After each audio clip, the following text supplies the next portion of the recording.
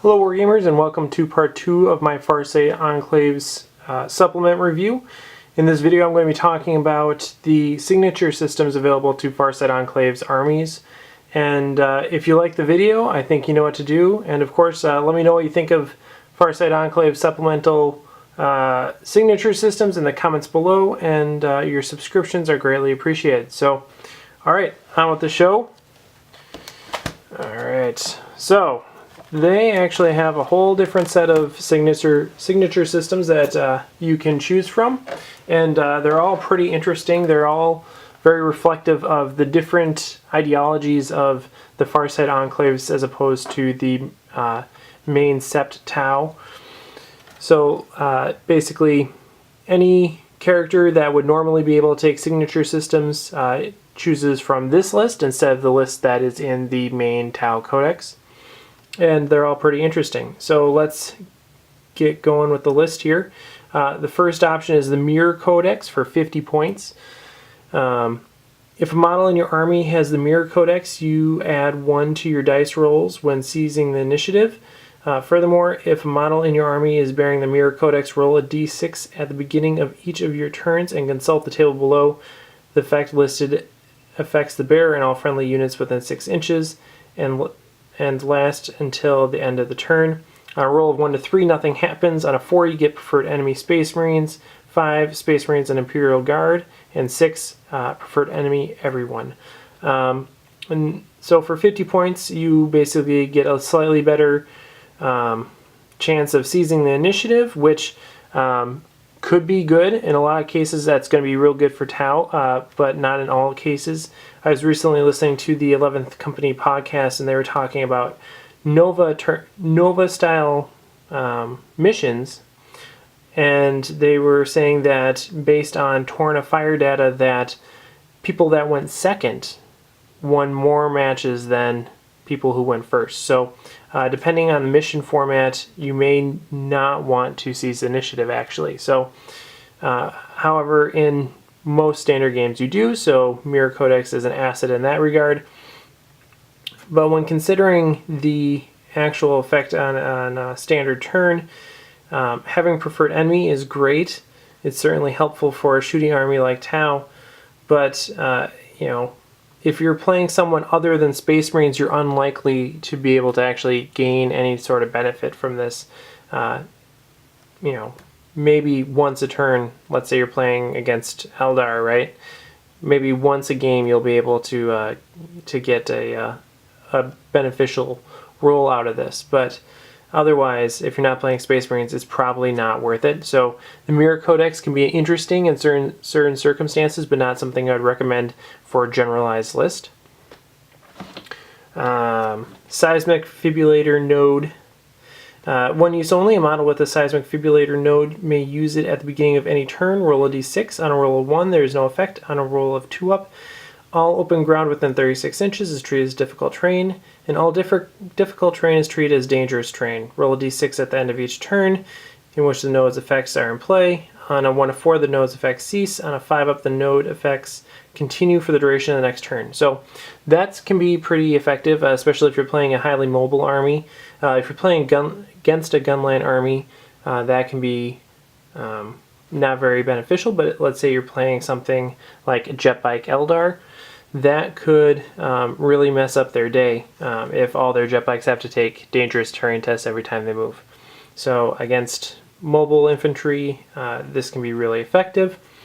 Unfortunately, it's 1 turn only, but does have a pretty wide range. And so that's actually pretty good. For 45 points, I'm on the fence about this one. I think it can be really good in certain situations, but it's not a guaranteed asset. It might pan out sometimes, it might not. But certainly less gimmicky than the Mirror Codex. So certainly something to think about if you have the points available. War Scraper, there we go. Can you see that? War Scaper drone. Nominated drone purchased by the character from the drones list. This is a War Scaper drone in addition to its usual type. The unit that drone is with has move through cover, outflank, and acute senses special rules, and then it basically does the same thing as a seismic fibrillator node, only at the 12-inch scale instead of 36 inches, and it's a passive effect. It doesn't, you don't need to roll every turn to see if it's going to go off. So I think the Warscaper drone is actually a much better choice than the fibrillator node, just because it's a passive ability. Sure, it has a lower range, but you don't have to keep trying to see if it works. You can rely on it so long as that drone is there. Plus, you get the abilities of move through cover, outflank, and acute senses. So, really, probably what this would be good for is on a crisis team that is a troops choice.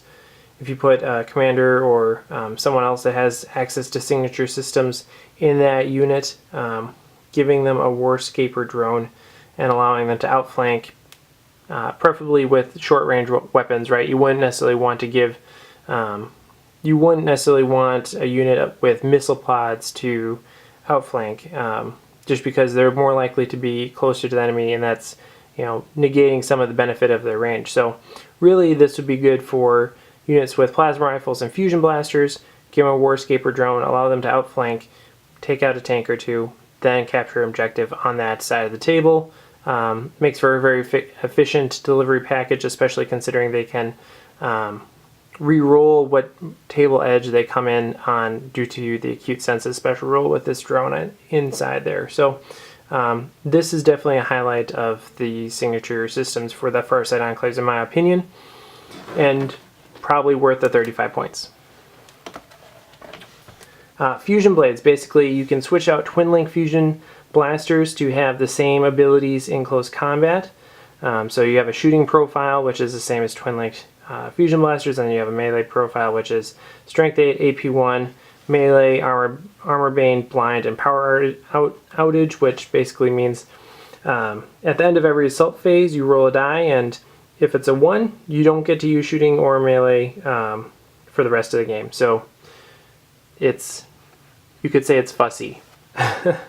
And this is sort of ho-hum for me. I think twin link fusion blasters are great, and I can understand the desire to carry those abilities into close combat, but really I think you're better off just sticking with twin link fusion blasters and staying at range.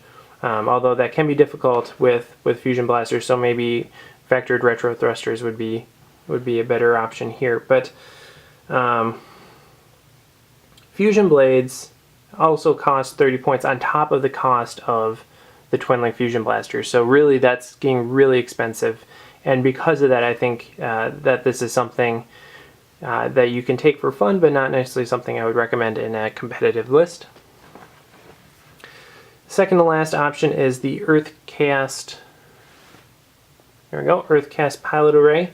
Basically, it allows units to re-roll rolls of 1s to hit in the shooting phase, and Riptides can also re-roll their Nova Reactor rolls. So that's pretty awesome. This is certainly the best option on the signature systems list, especially since you can give it to a Riptide. Allowing them to re-roll their Nova charges is huge.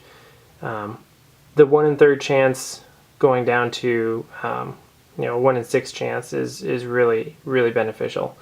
I don't know how many times I've lost a wound because of failing my Nova charge. So I really appreciate that this was included in the signature systems list. And then again, if you can re-roll rolls of 1 to hit in the shooting phase, it also means that you re-roll all your failed get hot rolls. So certainly something that is a benefit to the Riptide, and definitely worth the 30 points in my opinion. It does lower your weapon skill to 1, but I don't think anyone was really counting on the Riptide punching monstrous creatures down, or special characters. You still have the benefit. You can still hit vehicles just fine, so that works. Although really vehicles should be taken out with fusion blasters or something else with the Riptide. The last option is Talisman of Arthas Moloch. 25 points for the ability to roll 4d6 instead of just 1d6 for Deny the Witch within 12 inches of the bearer. And a 5-up invulnerable save. Definitely also a contester for the top pick in the signature systems list. This can be really good on any of your commander units, and is really an asset because A, it gives you a 5-up invulnerable save, which heck is pretty good to begin with, but then being able to deny the witch with 46 gives you pretty good odds of doing that. So I like this one a lot too. You know, it might not be as beneficial if you're not playing a Psyker list. So let's say you're you know, playing Necrons, that can be pretty floppy, but you still get the 5-up and vulnerable save, which makes it worth it. Combined with the chance of it paying off with Psyker armies, I definitely think it's worth the 25 points. So, in all, I think the Earthcast Pilot Array and Talisman of Arthas Moloch are the top two options, followed by the Warscaper drone, and then the other choices are situational. So, thanks for watching. Let me know what you think of the review in the comments below, and tune in next time for my review of The 8, which are all the special characters and cool stuff that come with the Farsight Enclaves. Alright, happy wargaming!